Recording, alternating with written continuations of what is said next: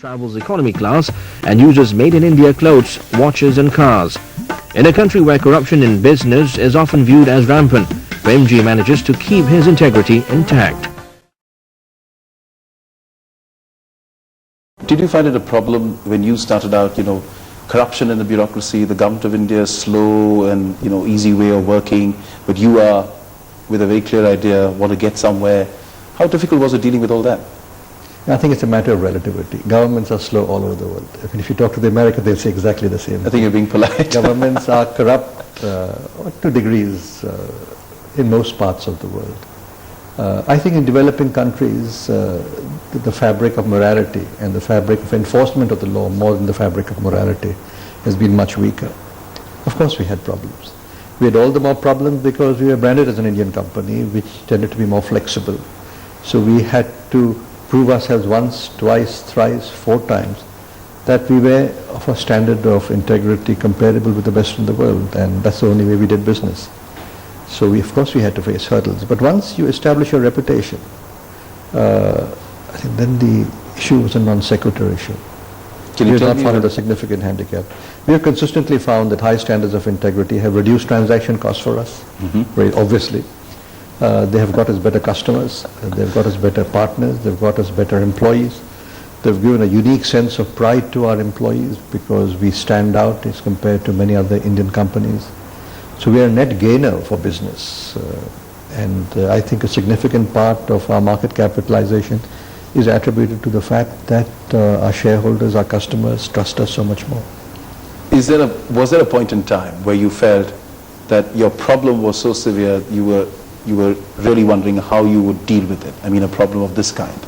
Was there a point in time where you came to that brink and said, oh my God? I think the simplest approach on integrity is it has to be completely binary. It's black and white. If you take an approach which is black and white, you don't keep on hazing over the gray areas.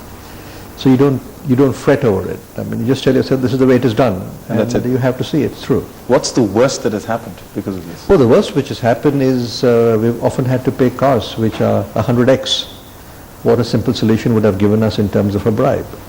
And that X has been not small. We've had instances of long drawn-out strikes by employees because we happened to fire a union leader who traveled second class and claimed a first class train fare.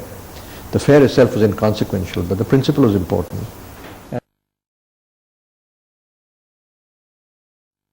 Thanks very much for speaking to us on CNBC TV 18. Let me start by asking you an interesting quote that I read of yours.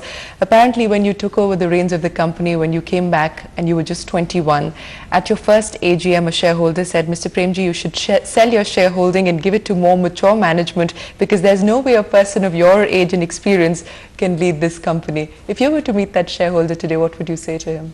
Poor fellow's dead, so I cannot meet him.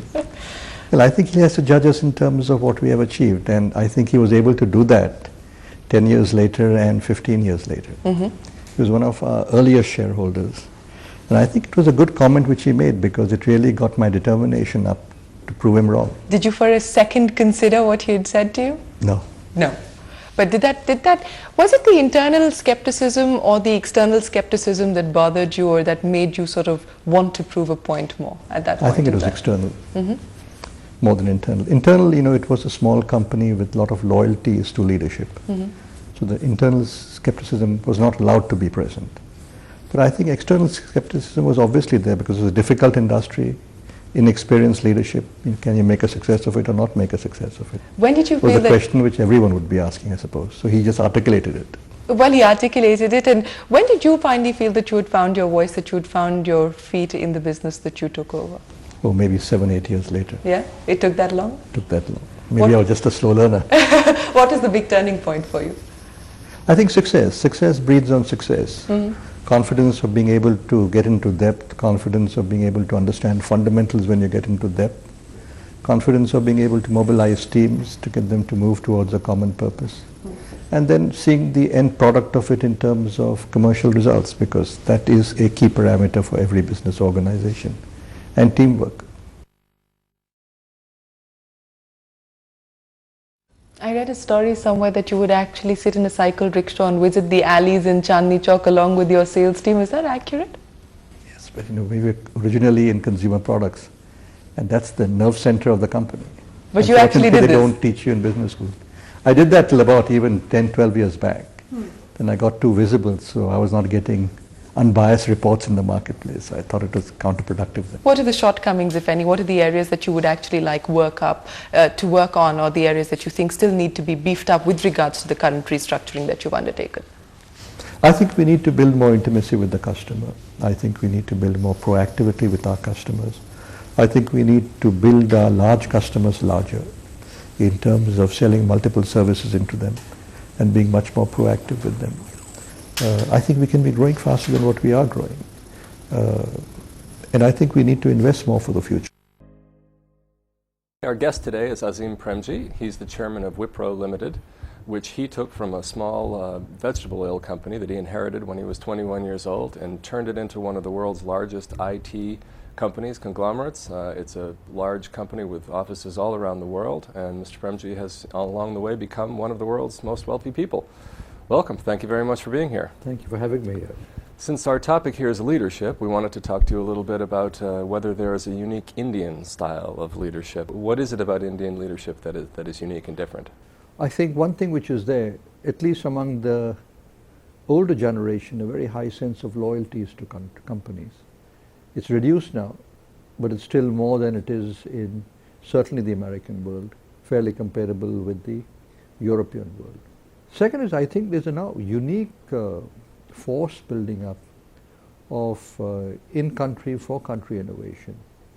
And that is determined by two major factors: very low affordability of the mass emerging market at the bottom of the pyramid, and two, very low unit buying capacity. So it not only has to be cheap, but the unit you buy has to be in small lots, like shampoo in sachets, Right, in the sachets, like yeah. a cigarette in loose, like Wrigley's chewing gum in packs of 2 and packs of 4, not in packs of 10. And because of this, what it is doing and what it is demonstrating is business models where you're able to build products and services at not 10% price offs, but at 50, 60, 70, 80 and 90% price off, which is completely creating a new market. You are famously frugal. You fly economy class on airplanes, or at least I've read this. And there was On moderate sized trips. Okay, Beyond good. 6 hours we try business class. Okay, good. Well, that's my question. Certainly you could get more work done if you flew business class or first class, and you can do that easily. It would make more sense probably for you to do that. So what is the example that you're trying to give? What are you trying to show people, and what sort of leadership are you providing by being that frugal? Yeah, but on long trips, you hurt Find you right productivity up front, significantly, yes. because you're just on an enormous stress program. So we don't do it. I mean, that'd be foolish. On short trips, it's a principle. We do it across the world. When I travel in the United States, when I travel in Europe, I travel economy, like all our team members. One is, it's good culture for the company. It reduces your cost base. But two is, I find personally, it gets you back into reality, Yes. because you get kicked around. Right. Yeah, and if you're successful in a country and very wealthy in a country, too many things are laid out for you. Wealth is such a funny thing, and people are fascinated by it. We read about wealthy people. We want to know, what life is like. But I'm always curious: is there an element of guilt to having so much money, especially in a society like India, where so many people are so poor? You probably have more money in your left pocket than a lot of Indian people will earn in their lifetime. How do you reconcile that? Is there an element of guilt, feeling like, why has this come to me and not to other people? Not if you're clear what you wish to do with it in terms of social good. And that's not trying to buy a conscience. It's just that the way one is made up. Two is, I think it is important that wealthy people in India build a sense of sensitivity in terms of a certain standard of living which is acceptable. That doesn't mean, you live in a one-bedroom house. It just means that, you have to respect the environment sensitivity and, in a way, be a bit of a Scrooge and demonstrate it. Because if you expect it from your team members in your companies, but expected that you'd apply it to yourself. But apart from that, we don't have a society which is just rolling in money, like some of the Western societies. That how can you be insensitive to that? You're on record as saying that you would like to give away most of your wealth in your lifetime. We've seen this with Bill Gates and Warren Buffett and Chuck Feeney, the Irish American. What is it about you billionaires? Don't you like money? Why are you giving it all away? What statement which I have made is I would like to give away a substantial part of my wealth during my lifetime. And that's important. And I think philosophy is very simple. To those who much is given, much is expected. It's as simple as that. And you know, how much is the capacity of individuals to consume wealth? So one sees wealth in a way as a fiduciary responsibility.